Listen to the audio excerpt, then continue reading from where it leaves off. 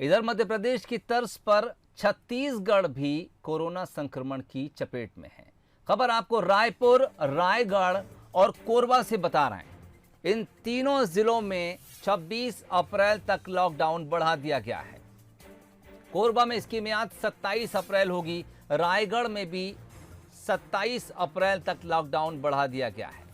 पहले फैसला 22 अप्रैल तक लॉकडाउन बढ़ाने का किया गया था, लेकिन अब उसकी मियाद बढ़ाकर 27 अप्रैल कर दी गई है।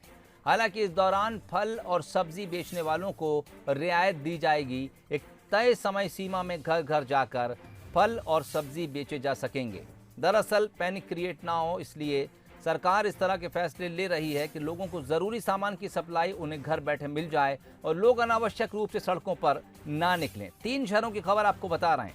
रायपुर में 26 अप्रैल, इसके अलावा कोरबा में 27 अप्रैल तक लॉकडाउन बढ़ा दिया गया है। रुक करेंगे सीधे रायपुर की तरफ। अभिषेक शुक्ल इस वक्त हमारे साथ सीधे जुड़ गए हैं। अभिषेक जी, और क्या कुछ जानकारी आपके पास? इसके अलावा क्या ये वो तीनों जिले हैं जहां पर इस वक्त सबसे ज्यादा तेजी के साथ कोरोना संक्रमण फैल रहा है?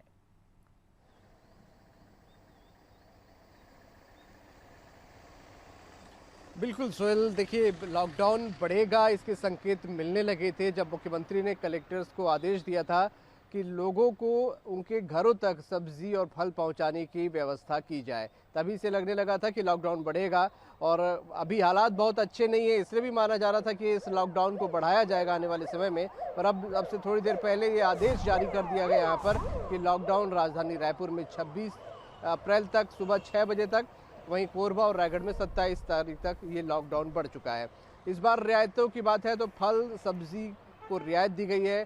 जो शासकीय मूल्य की दुकानें, जो पीडीएस की दुकानें होती थी, वो दुकानें खुले रहेंगी, लेकिन वहाँ पर स्ट्रिक्ट निर्देश दिए गए कि भीड़ नहीं होनी चाहिए और जो फिजिकल डिस्टेंस है वो डिस्टेंस रहना चाहिए। पर्याप्त सुविधाएं, सैनिटाइजर और मास्क की ये अनिवार्य रूप से होनी चाहिए।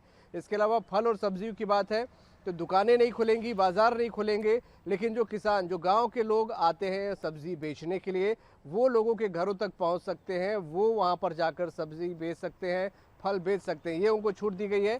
समय सुबह 6 से 2 बजे तक का ये समय रखा गया है और उसमें भी ये निर्देश दिए गए हैं कि डिस्टेंस बना के रखना है, मास्क अनिवार्य होना चाहिए। तो ये रियायत इसलिए दी गई है क्योंकि 10 दिन के लॉकडाउन के बाद अब लोगों के यहाँ सब्जियां खत्म होने लगी थी, राशन खत्म होने लगे थे और एक बड़ी संख्या सोहेल होम आइसोलेशन में इस वक्त पेशेंट्स की है। उनको सब्जी और फलों की बड़ी सख्त ज़रूरत इस वक्त है।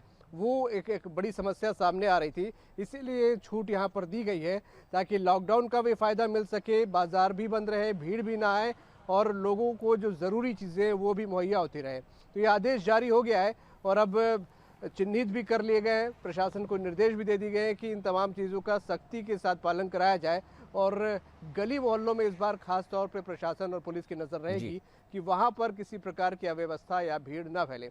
तो लोगों को राहत कम से कम मिलेगी सोहेल। सब्जी और फल की वाकई बड़ी कमी हो रही थी और लोग बड़ी सख्त ज़रूरत इनकी महसूस कर रहे थे। चलिए, बहुत शुक्रिया, आप नज़र बनाए रखिए। हालांकि प्रशासन इस बात के लिए इजाज़त दे रहा है कि लोगों के घरों तक सब्जी, दूध और फल पहुंचाए जाएं, लेकिन एक चीज़ और जो नज़रअंदाज हर बार हो जाती है, दरअसल इन चीज़ों को खरीदने के लिए कितने लोगों के पास पैसे बचे हैं या फिर बाकी हैं, क्योंकि पूरी तरह से आर्थिक गतिविधियां इस वक्त ठप हैं। चंद ही ऐसे कारोबार हैं जो लॉकडाउन के दौरान खुले हुए हैं। इनमें चिकित्सीय सेवाएं हैं, दूध है, फल है, सब्जी है, किराना का सामान है, लेकिन इसके अलावा जो दूसरे उद्योग धंधे हैं तमाम पूरी तरह से बंद हैं। इसके अलावा दिहाड़ी पर काम करने वाले मजदूरों के हाल भी बेहाल हैं।